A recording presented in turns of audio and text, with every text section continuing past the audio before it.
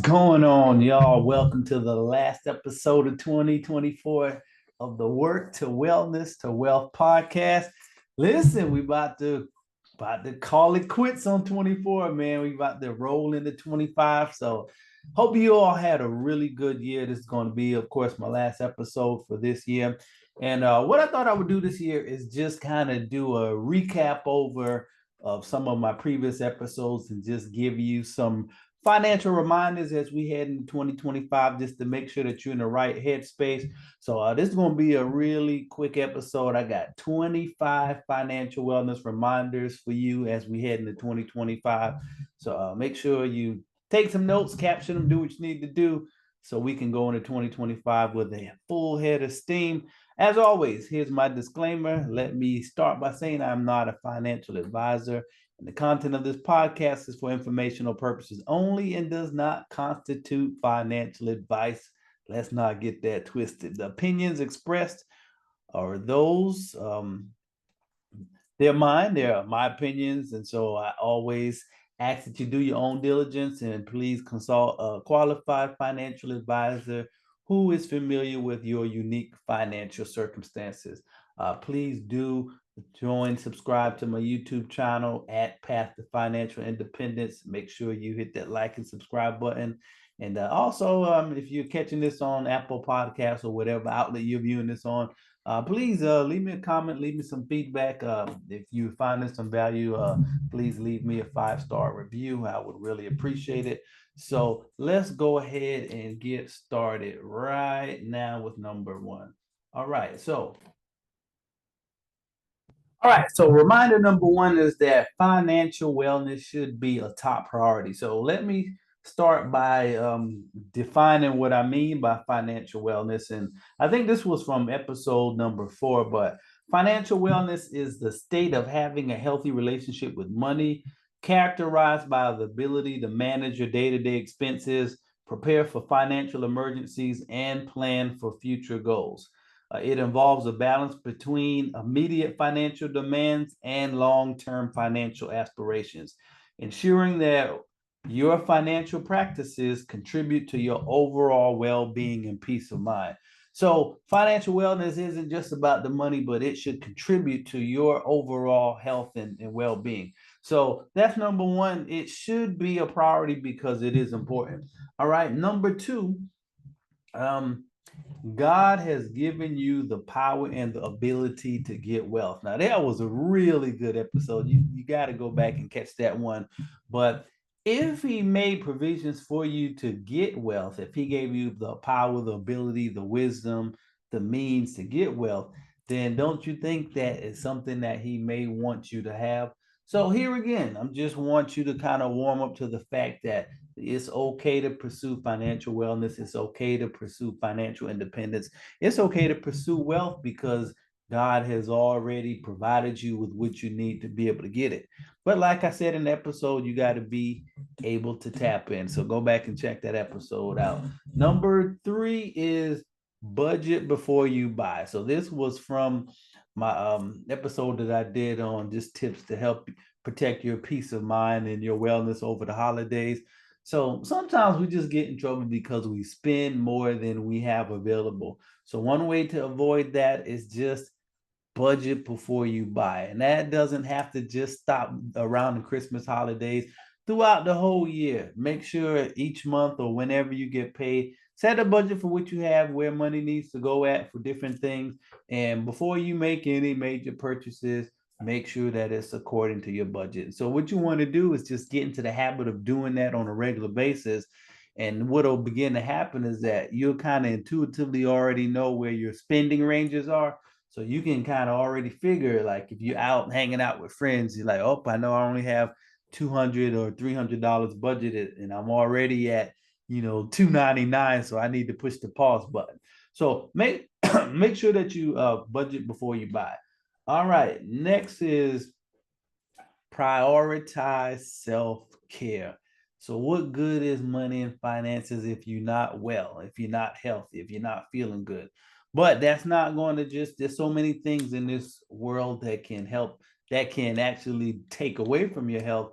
So you have to make sure that you prioritize your self-care. You got to make sure that you're doing things not to stress yourself out.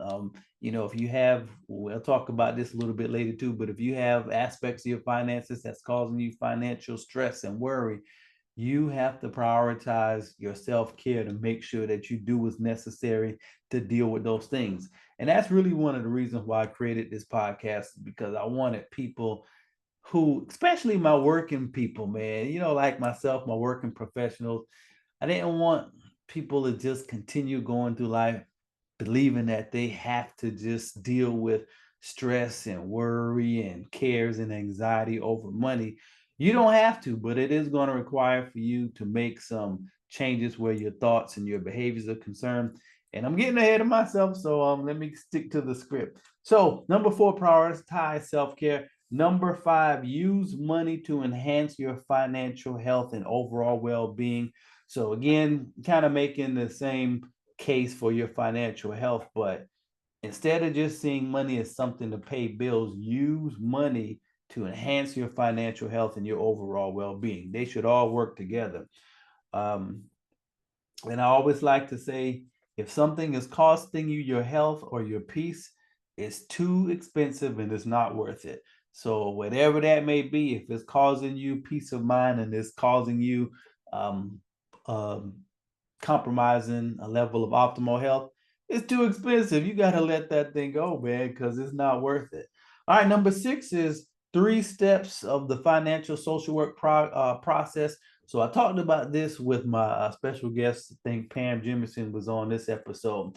And as I say often, I'm a financial social work coach, and part of the framework that I use and when I'm coaching and helping my clients is this 3-step process. Number 1, changing your relationship with yourself and money. So my belief is that financial independence, financial wellness, financial freedom, wealth creation, it starts with your identity. It starts with knowing who you are.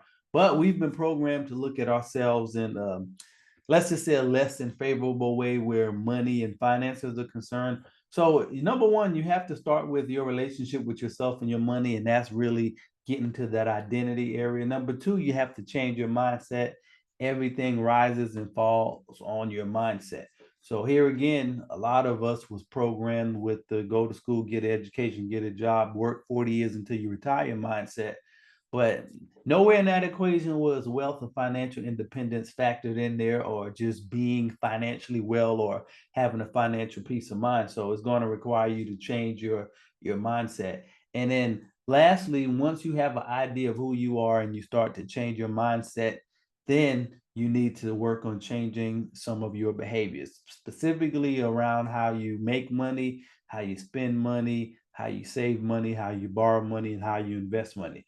So that's the 3-step financial social work process. All right, number 7, uncover your money story to get a better insight around some of your present behaviors where money is concerned.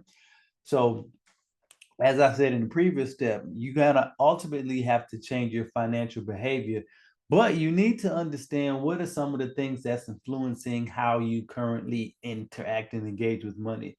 And so we talked about really going back and thinking about what are some of those money stories that you heard growing up as a child. Did you always hear money doesn't grow on trees, or you have to work twice as hard? Or, did you believe that the harder you work, the more that you'll get? All of those different things may influence how you act with money today. Some households, you may never have had a discussion about money, or money may have already always brought up a level of worry, arguments, care, and anxiety. So you need to go back and really take stock of what are some of the money stories and experiences that I had early on that could be shaping how I'm engaging with money now. Okay. And then once you figure that out, then you need to go through that process of changing your relationship with money, changing your thought process, and changing those behaviors. All right. Number 8, financial worry, stress, and anxiety must be dealt with because they will rob you of your health, your happiness, your peace of mind, and your enjoyment in life. So that's pretty much self-explanatory. If you don't take care of that worry, stress, and anxiety, it's going to take care of you. And we're not going to have that in 2025. So if you need help, let me say this. If you've been stressed out, worried about money, finances, and you just can't figure out, what's the root of this, schedule a financial health assessment with me. And it's just a money discussion. It's just, let's talk about money. So it's not going to be anything obtrusive. I'm not going to get into all your numbers. I just want to help you figure out like what's causing the stress and how can we get rid of it. So if that's something that you're interested in, go to my website at JarodAAnderson.com and schedule that financial health assessment. All right, next, number 9 is work to be well and wealthy, not simply to pay bills and retire. Boy, this was a good one. So a lot of times we just get the idea that the purpose of work is just make sure you can pay your bills and save a little bit of money and work to retirement. But I want you to change your idea of the concept of work. I want you to work number one first to be well in your body. So that means you're working so you can feed yourself high quality foods. You can have time for rest and recreation, to go on vacations to places where you want to go, and just to be able to take care of your immediate needs so they don't cause any unnecessary stress and anxiety. So work to be well and to be wealthy. A lot of times we don't include the wealth part of working, but working is a good foundation layer of building wealth. Now, I'm not going to say that you can, some people can through saving through their 401k, but it's going to be hard to accumulate or to amass wealth just from working alone. It's a good foundation, but you can't stay there. But here again, use work to be well and to be wealthy. Number 10, I just wanted to remind you of my goal in creating this podcast, and it's to bridge the gap between work, wellness, and wealth. So a lot of times, work for a lot of people is associated with stress and anxiety. And a lot of times there is no connection between work and wealth. So I wanted to bridge all three of those. I didn't want you to just work and struggle your whole life. I wanted you to work and I want you to focus on wellness while you're working, but I also want your end game to be creating wealth, because guess what? Once you get to the place of creating wealth, you may get to the place that you don't have to work anymore. So all of these work together, the work, the wellness, and the wealth, they all should be working together, not against each other. All right, number 10, I just did number 10. Number 11, what does financial wellness mean to you personally? So, this is a question that I want you to ask yourself. What does financial wellness mean to you personally, and how aligned are your current behaviors and habits with that definition? So, if financial wellness, part of that means having a peace of mind or having enough money to live your desired lifestyle, are your current habits and behaviors in alignment with that? In other words, if you're spending way more than you're making, you're out of alignment. There's no way that you're going to not get to a place of being stressed and get to a place of building wealth if you're spending more than what you're making. Number two, if you're always worried and anxious and frustrated about money and you never really take the time to figure out why, then your behaviors aren't aligned with financial wellness. So here again, part of that financial assessment is about helping you get back into alignment. So not only are you working, but you're experiencing a level of financial peace, financial independence, and financial wellness. All right, number 12, you can't be financially well if you're not well. Don't miss that one. You can't be financially well if you're not well. So, in other words, if you are always stressed out, or if you're dealing with the ailment in your body or a level of sickness, even though your money may be at a certain level, or you may have a certain level of savings or investments, you're still not financially well because you're not well. And so your money is going to have to be used to take care of the part of you that's not well. So what my hope, my desire for you is holistic wellness. I want you to be well in your spirit. I want you to be well in your soul, that's your mind, your will, and your emotions. And I want you to be well in your body. So it's about so much more than just money. It's about wellness in every area of life. Okay. So you can't be financially well if you're not well. So take care of your mental health, take care of your emotional health. Anything that's out of alignment, let's do some work on that. Number 13, and I already did this for you, but I want you to go and define financial wellness for yourself. So that's very important that you have to come up with your own working definition of what financial wellness means for you. All right. I told y'all I'm not playing tonight, man. I know there's a lot of you still enjoying that downtime before you go back to work in the new year. So I didn't want to take too much of your time tonight. So that's why I'm moving through these pretty quickly. Number 14, procrastination is one of the biggest saboteurs of wealth creation. So I talked about that in one of my previous episodes on the dangers of procrastination. And why is procrastination so dangerous? Well, you know what? No, that's the next 16. So 14 is procrastination is one of the biggest saboteurs of wealth creation. 15 is, what is procrastination? It's the act of delaying or postponing something. So even some of the things that I'm mentioning tonight, if you know that you need to kind of go back and maybe take stock of what some of your past money stories are, hey, don't procrastinate on that, man. Go ahead and do that now. Or if you know you need to start your emergency fund, or you know you need to start putting more aside, or you need to start investing or increase your allocation to your retirement fund, don't procrastinate on that, because what you're doing is number 16. Procrastination leads to wasted time and missed opportunities. So when you're procrastinating, what are you doing? You're wasting precious time, and time is the only commodity that we're not going to get any more of.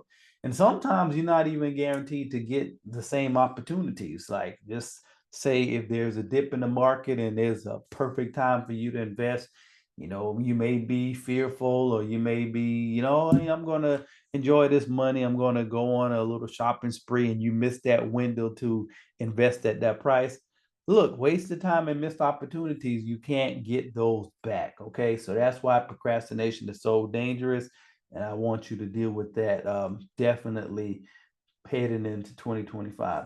Number 17, lesson tip number or reminder 17, to overcome procrastination, three things that you must do. Number one, you must define clearly what it is that must be done, or the thing that you're procrastinating on. So clearly define that, and then identify the next step in getting that thing done. So that's really important. So once you clearly define what needs to be done, you need to clearly identify what's the next action step I need to take in getting that done. Number two, you must decide to actually do it. And this may seem like an oversimplification, but a lot of times we don't do things simply because we haven't made a decision to.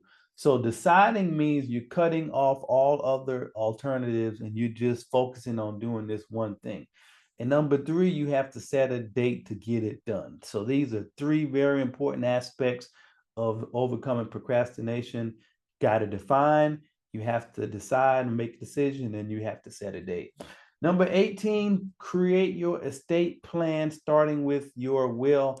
This was my episode I did with my special guest Ron Grider, and man, this really changed my life, because he was one of the he inspired me to get my estate plan done. Um, so let me tell you, estate plans are important because they might not cause a lot of stress on you, but they're still going to cause a lot of stress on those you leave behind after you transition out of here. So I'm not going to go too deep into that, but I just want to challenge you in 2025. If you have not created your estate plan, if you haven't gotten a will done yet, please, man, please, sir, don't procrastinate on that in 2025. All right. I'll be checking with you again on that one now. So make sure you get it done. All right. Number 19, commit to regularly increasing your financial literacy. I could do another whole episode on this one, but I'm not. You know the importance. Like, going back to your mindset, you're going to operate on the level of your current knowledge and understanding. And with everything in the world changing, we have a new administration coming in. A lot of things are going to shift and change. So you're going to have to increase your level of financial literacy on a regular basis. And that's part of one of my missions here in this podcast, and everything that I do is to help you do that. Um, I have a couple of courses I want you to check out on my website that's going to help out with that as well. Matter of fact, it's going to help out with all of these steps that I'm talking about, because I address how to do a lot of these things. And I call it my 31 irrefutable laws of financial independence. So a lot of these steps that I'm giving you, I walk you through exactly how to do it and the importance of doing it in that 31-day course. And so it can literally change the whole trajectory of your financial status in 31 days. So here again, go to JarodAAnderson.com and enroll in that 31 irrefutable laws of financial independence. I'm telling you, in 31 days, I don't care where you are now, your whole financial situation can look different. Okay, so check that out too. All right, next is 20, tap your inner potential to find ways to generate more income. Look, inflation is real. I don't think that prices are going to go down on anything anytime soon. As a matter of fact, everything is going up every day. So as much as um, goods and services are going up every day, you need to make sure your income up is going up consistently as well. But that's going to require you here again to change the way you think. You're going to have to learn some new things, learn some new skills. You're going to have to learn how to, sell a product or sell a service. So do what you need to do to make sure that your income is increasing on a regular basis. And that may not happen overnight, but here again, at least get the process started, start that business, create that product.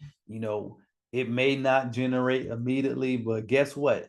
If you start it now and you get to a place of being profitable by the end of, let's say, next year, that's someplace that you wouldn't have gotten if you didn't start. So my thing for you is, it may not happen overnight, but just get started now. You got to figure out how to increase your income. That's another financial health assessment money talk conversation. So if you need some help with that, you know what to do and you know where to go at. Number 21, make sure your outgo doesn't exceed your income. That's just another way of saying, listen, you can't build wealth or become financially independent if you're spending more than you make. All right. Number 22, save for unexpected expenses, retirement, and recreational activities. So this is just planning. So if you know you want to go, like for me, I want to travel a little bit internationally next year. Well, guess what? I'm going to have to start, and I am saving for those things now. I got a couple of trips lined up. I'm going to have to start saving for that stuff now. So things that seem far off, retirement, that vacation next year, the unexpected expenses, you don't know where those are going to happen. We had a situation in my house where we found out that there was some little critters crawling around in our attic. Unexpected expense, almost $2,000. But here again, because I had already made a habit to save for unexpected expenses, it didn't cause us to have to tap our regular income and our regular savings. So those things are going to happen. So prepare for them. Don't procrastinate. Save, save, save. However little or much you can, every little bit matters. Okay. Number 23, make your money work harder for you than you do for it. Listen, I could do another whole episode on this one right here, but this is one of the great mysteries of money that you have to figure out if you want to become wealthy. You have to figure out how to make your money work harder for you than you do for it. And here again, I do address those in some of my resources on my website. So make sure that you take advantage of those. Number 24, invest for the long term to take advantage of compound interest. Time. Another reason why procrastination is so deadly, because it cuts off time for your money to grow interest and compound. Okay. Pretty self-explanatory, but you got to get started. that's the underlying theme of tonight. You have to get started with these things, and then you have to be consistent with it. And number 25, I want you to teach your children about money and personal finance as early as possible, because going back to your estate plan, all of that stuff is going to have to go somewhere. And so you want to make sure that your children are able to handle it. All right, I told y'all I was going to run through these. So that's 25. So go back and listen to these. I hope they add some value for you and maybe cause some ahas to go off in your mind on things that you need to do. And go ahead and start taking action on those things now. Before I end for tonight and for 2024, I'm really going to start next year off really dealing with mindset. And one of the things that I'm going to do is just start really pulling some material from my book, 5-Star Mentality. I just did a reel talking about the 5 talents. And I don't know if you all remember that story, but it's a parable in the Bible, and a owner gave his servants one. He gave the 1 talent, he gave another one 2 talents, and he gave another one 5 talents. And basically, he told him to go and do business until I return. And he was expecting his money to be working for him while he was gone. And so, one of the things that I realized is that each of those servants had a different mentality. The one with 1 talent, what did he do with his? He buried his. He had a 1-star mentality. And so he was probably overcome by fear, doubt, and lack of confidence. 2-star, he was just like, he took his 2 and he didn't have as much as the 5, but steady working, consistent, resilient. He took that 2 and he gained 2 more talents. The 5-star, like, look, here's the goal. This is what we're going to do. We're going to make this money multiply. I don't care what it takes. I don't care what comes in our way. We're going to make it happen. That's a 5-star mentality. And that's where I want to help lead you to in 2025. And I wrote about my process of going from a 1-star to a 5-star mentality. And it's not like it's not an end, like your mindset is always evolving, but the process, you got to get that down so you get to a place where you're ever evolving. But going into next year, you definitely want to get a copy of this book. Go to 5starmentality.com. I'm going to be doing a lot of teaching from here beginning in 2025. And we're really, really, really, really going to dig down and address some of those root issues where our belief systems and our mindsets are concerned. So here again, go to 5starmentality.com and pick your copy of this up. All right, y'all, that is it. Appreciate you all rocking with me this year. I mean, this has been a great year, but 2025 is going to be off the charts, even compared to this year. So I thank you so much for your support. Got a lot of stuff planned for you in 2025, and look forward to just taking this financial freedom journey with you and taking it to the next level. So I'll see you in 2025. I'll talk to you later. Bye.